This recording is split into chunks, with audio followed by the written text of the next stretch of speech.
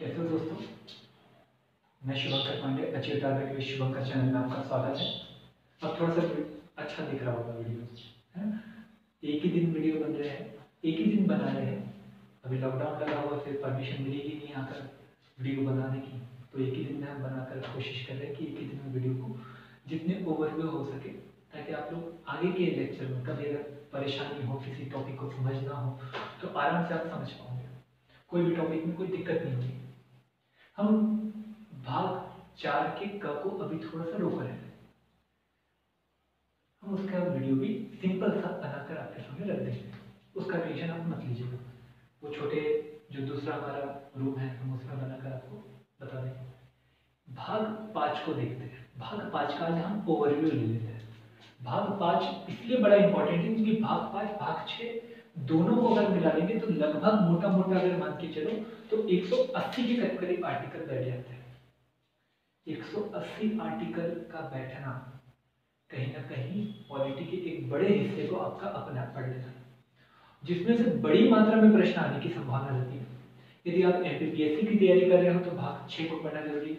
आप यूपीएससी की तैयारी कर रहे हो तो भाग 6 के साथ भाग 5 को पढ़ना भी बहुत जरूरी है। तो भाग 6 और भाग 5, तो आज हम भाग 5 को देखते हैं। भाग 5 में क्या क्या बातें हैं, एक ही बात में पूरी बातों को समझ जाओ।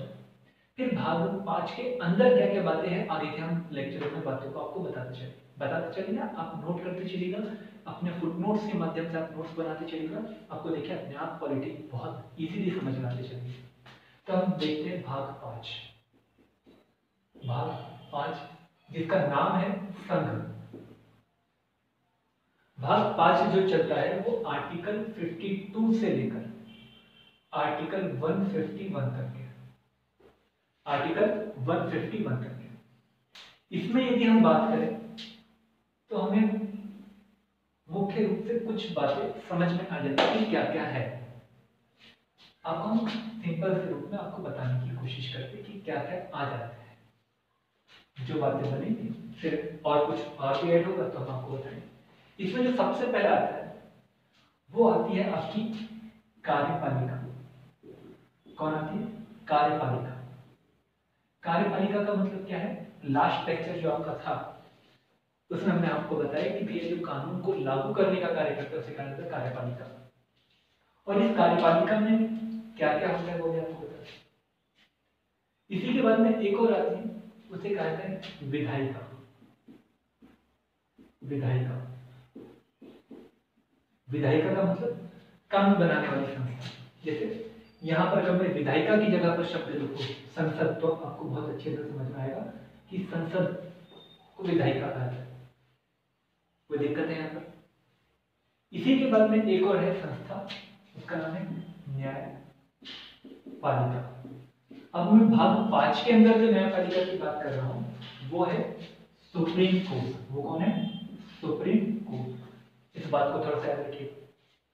इसी के बाद में एक और संस्था है जो बड़ी इंपॉर्टेंट है, जिसे भारत में भारतीय लोगों के पैसों का रक्षक कहा जाता है। उसका नाम है कैग। क्या नाम है? कैग। इन 4 बातों को हमें पढ़ना है। दिखने में तो बड़ा छोटा लग रहा है, पर ये सब जो टॉपिक है ये टॉपिक बहुत बड़े हैं और इनके सब टॉपिक भी बहुत बड़े हैं।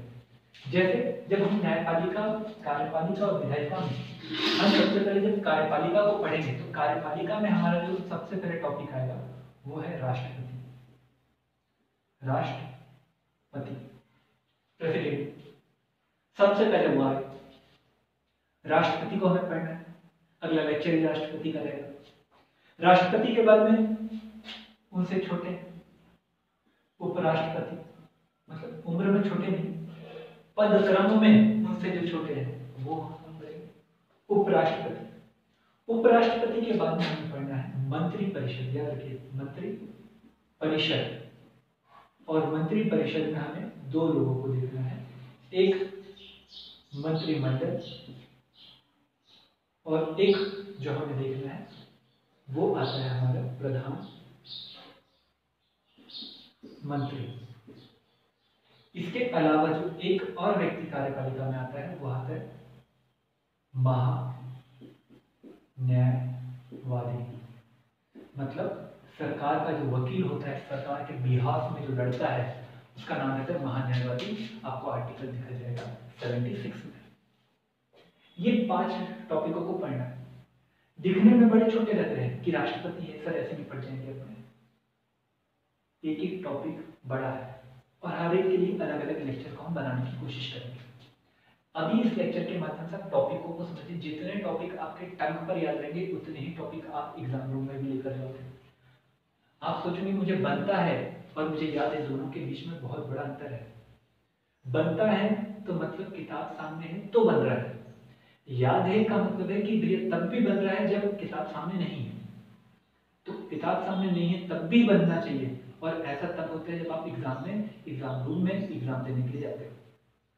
आया समझ में? तो दूसरी वाली कंडीशन पर ध्यान में याद रखें, आपको बनता है ये तो नहीं, आपको याद है ये होना चाहिए। तो सबसे पहले टॉपिकों को पूरा याद कर लीजिए।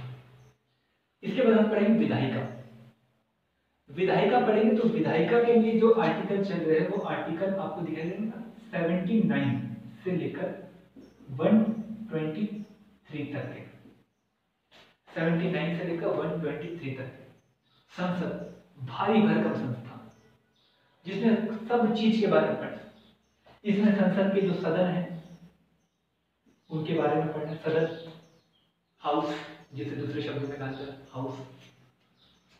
इसमें दोनों सदन पढ़ने हैं, एक है उच्च सदन और एक है निम्न सदन। दोनों को पढ़ना है। उच्च सदन किसे कहा जाता है, निम्न सदन किसे कहा जाता है, इन दोनों ही सदनों को पढ़ना है। इसी के बाद में जो दूसरा है, इन सदन में जो सदस्य है उन सदस्य की अर्हता, उनके विषय में पढ़ना है। निहत्ता मतलब योग्यता और क्या योग्यता नहीं होना चाहिए उसके विषय में पढ़ना है। ठीक है। इसके बाद में सदन में बैठे तो भैया इन सदस्यों के जो विशेषाधिकार हैं, विशेषाधिकार कौन कौन से विशेषाधिकार सदस्यों के बड़े इंपॉर्टेंट है। आपको दिखाई देगा आर्टिकल 105 में 105 आर्टिकल है। और ऐसी ही कुछ बातें आपको 194 में आपको दिख जाएगी। वो विधायक विधानसभा में विधायक के लिए, किसके लिए? विधायक के लिए। इसके अलावा आपको एक और आर्टिकल एक और बात करना है। वो बातें जो है इस लिहाजे से इंपॉर्टेंट है कि भैया आपको सदन की कार्यवाही पता चलना चाहिए। तो हम पूरी की पूरी कार्यवाही के बारे में पढ़ेंगे कि कार्यवाही, तो कार्यवाही भी अलग है। तो ये कार्यवाही कहां से शुरू होती है? प्रस्ताव से। तो हम प्रस्ताव, अलग अलग प्रकार के प्रस्ताव होते हैं, जैसे ध्यान आकर्षण प्रस्ताव, विशेषाधिकार हनन प्रस्ताव, आधे घंटे की बहस, आधे घंटे की बहस, 2 घंटे की बहस। तो वहीं पर पद से या सरकार को हटाना है तो अविश्वास प्रस्ताव, एक नया प्रस्ताव है विश्वास प्रस्ताव। तो ये सब जो प्रस्ताव होते हैं आप उसे पढ़ोगे। ये कार्यवाही में हम प्रस्ताव को शुरू करेंगे। प्रस्ताव के बाद में जो अवर चलते रहते हैं जैसे कि प्रश्नकाल, शून्यकाल, ये क्या होते हैं उनके विषय में, तो उसमें जो अन्य चीजें आते हैं अवर के आधार पर हम उसे भी पढ़ लेंगे। वो भी जब थोड़ा बहुत समझ में आ जाता है बच्चों को, तो उसके बाद में इनके ही कार्यों में जो अलग अलग प्रकार के कार्य किए जाते हैं, जैसे विधायी कार्य किए जाते हैं, कार्यपालिका के कार्य किए जाते हैं, न्यायिक कार्य किए जाते हैं, है ना। इन कार्य को मतलब विधायी कार्य, कार्यपालिका के कार्य, न्यायिक कार्य, विशेषाधिकार हनन के संबंध में जो कार्य किए जाते हैं वे कार्यों को करेंगे, उन्हें पढ़ने की कोशिश करेंगे। जब उन्हें पढ़ने की कोशिश करेंगे तो ये संस्था बहुत भारी भरकम है। तो सभी संसद एक साथ मिलकर एक कार्य को नहीं करते हैं, बल्कि सभी संसदों को अलग अलग समितियों में रख दिया जाता है और वो समिति कार्य को क्या कर जाती है? बांट लेती है। तो उसके बाद में हमें देखना है समितियां। किसे पढ़ना है? समितियां। समितियों को पढ़ना है। और जब समितियों को पढ़ोगे तो आपको समितियों से आने वाले प्रश्न बड़े इंपॉर्टेंट है। और 2 साल 1 साल 2 साल 1 साल के गैप में कोई ना कोई एग्जाम में, यूपीएससी में नहीं तो पीएससी में इन समितियों से प्रश्न आने की संभावना रहती है। यूपीएससी में तो खासकर और विशेषकर वे समितियां जिसमें द्विभाषा मतलब दोहरी भाषा हो सकती है, एक शब्द का कई अर्थ हो सकते हैं। जिसमें वित्त समिति जो 3 प्रकार की है, जैसे प्रकलन समिति, लोक लेखा समिति और सार्वजनिक उपक्रम समिति जो है वो बड़ी इंपॉर्टेंट है। इसके अलावा जो कार्रवाई के संबंध में जो समितियां है वो बड़ी इंपॉर्टेंट है। वो 4 प्रकार की समितियां वो बड़ी इंपॉर्टेंट है जिससे प्रश्न पूछने की संभावना रहती है। तो हम पूरी समितियों को देखेंगे, समिति क्या होती है, कितने प्रकार की होती है, समिति क्यों आवश्यक है, ये सब पर एक लेक्चर बनेगा, समय लगेगा। तो अभी ओवरव्यू ले लीजिए ताकि आपको क्लियर हो कि जब भी आप अगर भाग 5 को पढ़ना शुरू करें तो सबसे पहले ये लेक्चर को जरूर देखें। ये लेक्चर देखना बहुत जरूरी है क्योंकि ये लेक्चर के बाद में ही आगे के लेक्चरों को कैसे एक रूप में रखा जाए आपको समझ में आएगा। बातें क्लियर है? अगर बातें क्लियर है तो यहाँ पर आपका हो जाता है विधायी का। इसमें आर्टिकल 123 जो है वो बड़ा अलग प्रकार का आर्टिकल है, अध्यादेश जारी करने का राष्ट्रपति के लिए। हम राष्ट्रपति के संबंध में जब पढ़ेंगे तो उसके कार्यों में हम अध्यादेश जारी करना पड़ेगा। क्या रहता है उसे बताने की कोशिश करें। विवादों में रहता है परंतु बहुत बड़ी शक्ति है। ये हमारे देश की खुद की खोज है, हमारे देश का खुद का नवाचार है। हम बताने की कोशिश करेंगे क्या होता है। शब्द दर शब्द याद रखिएगा, कॉपी में नोट करते रखिएगा ताकि पूरी बात आपका समझ में आ जाए। कोई दिक्कत है यहाँ तक? न्यायपालिका में देखेंगे तो न्यायपालिका में हमें मोटे तौर पर 4 बातों को समझ लेना है। पहला, न्यायपालिका का संगठन मतलब संरचना, न्यायाधीशों की नियुक्ति, फिर इनकी स्वतंत्रता मतलब न्यायाधीशों की स्वतंत्रता, और फिर बाद में आता है उसका अगला, वो आता है न्यायपालिका का कार्य क्षेत्र। प्रश्न पूछे जाते हैं। न्यायपालिका सर्वोच्च न्यायालय बड़ा इंपॉर्टेंट है, एरा गैरा नत्थु केरा ऐसे ही नहीं चला जाता है। वहां पर अगर आपको अर्जी भी दाखिल करना है तो सुप्रीम कोर्ट अर्जी को ले भी सकता है, नहीं भी ले सकता है। तो कौन सी अर्जी को लेगा, कौन सी अर्जी को नहीं लेगा, तो उन सब के विषय में हम आपको बताने की कोशिश करेंगे। जैसे अभी पीएससी के संबंध में आर्टिकल 136 के तहत कुछ विद्यार्थियों और कुछ व्यक्तियों के द्वारा जो 2019 का जो मेंस था उसको रोकने के लिए वो गए सुप्रीम कोर्ट। यहाँ पर किसी के मौलिक अधिकार का उल्लंघन हुआ क्या? नहीं हुआ। और मौलिक अधिकार का उल्लंघन नहीं हुआ तो भी सुप्रीम कोर्ट, तो ये सुप्रीम कोर्ट गए तो सुप्रीम कोर्ट उस याचिका को लेगा कि नहीं लेगा? तो इसके संबंध में आर्टिकल 136 है। आर्टिकल 136 जो है विशेष जो अपील है उसके लिए है, और इस प्रकार की अपील को सुप्रीम कोर्ट सुन सकता है, नहीं सुन सकता है, और कोई इसकी अपील को सुनने नहीं सुनने के ऊपर प्रश्न चिन्ह भी नहीं लगा सकता। ये सब बातें आपको हम बताने की कोशिश करेंगे ताकि आपको समझ में आ जाए। राज्य और राज्य के बीच में झगड़ा हो, केंद्र और राज्य के बीच में झगड़ा हो, तो क्या ऐसे मामले कोर्ट में जाते हैं? तो मैं बोलूंगा हाँ। तो ऐसे मामले क्या हाई कोर्ट में जाते हैं? तो मैं बोलूंगा ना। कहाँ जाते हैं? तो मैं बोलूंगा सुप्रीम कोर्ट जाते हैं। अगर ये बात आपको समझ में आ जाएगी तो यहाँ पर आपको उनके कार्य क्षेत्र पता चल जाएंगे। पूरे कार्य क्षेत्र, मूल क्षेत्राधिकार, न्यायिक क्षेत्राधिकार, अपीलीय अधिकार, ये जो है आपको समझ में 4 प्रकार की अपील है। उन सब अपीलों को बताने की कोशिश करें। जैसे संवैधानिक अपील अधिकार, आपराधिक अपील अधिकार, दीवानी अपील अधिकार, विशेषाधिकार, अनुमति अधिकार, ये 4 प्रकार के अपील है। उन सबको एक एक करके बताने की कोशिश करें। कोई दिक्कत नहीं आपको? तो ये 4 प्रकार की आपको अपील दी जाएगी, सॉरी 4 प्रकार के क्षेत्र। इसके अलावा एक आता है कैग।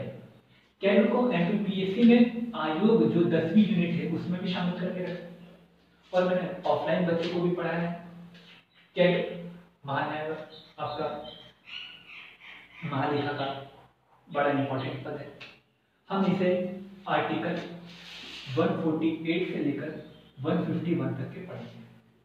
जब 148 से लेकर 151 तक के पढ़ेंगे तो आपको समझ में आ जाएगा कि ये आर्टिकल में क्या क्या बातें बोली गई है। ये सब बातें हमें पढ़नी किसमें? सुप्रीम कोर्ट, संसद, राष्ट्रपति, उपराष्ट्रपति, मंत्रिपरिषद, महान्यायवादी और महालेखा परीक्षक, ये सबको हमें भाग 5 में पढ़ना है। भाग 5, भाग 6 दोनों को एक साथ भी पढ़ा जा सकता है, अलग अलग भी पढ़ा जा सकता है। मैं जब ऑनलाइन वीडियो बनाऊंगा तो मैं कोशिश करूंगा कि मैं इसको अलग अलग ही बनाऊं, ताकि बच्चों में ये कंफ्यूजन ना रहे। जब ऑफलाइन पढ़ाते तो ऑफलाइन में बच्चों को हम अंडरस्टूड करवा देते हैं, समझा देते हैं कि भैया इस प्रकार से चलना है।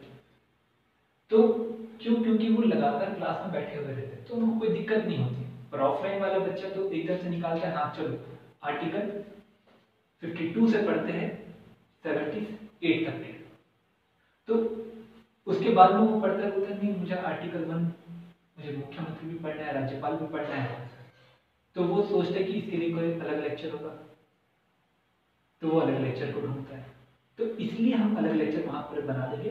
पर ऑफलाइन में हम कोशिश करते हैं कि दोनों को एक साथ लेकर पढ़ाएं, ताकि एक समझ पैदा हो जाए। कोई दिक्कत नहीं है। यदि आपको वीडियो थोड़ा सा अच्छा लगा हो तो जरूर उस पर लाइक करिए। लाइक करने के बाद में मुझे आप कुछ आर्टिकल मुझे आप नीचे कमेंट में लिखिएगा कि इस आर्टिकल का मतलब क्या है।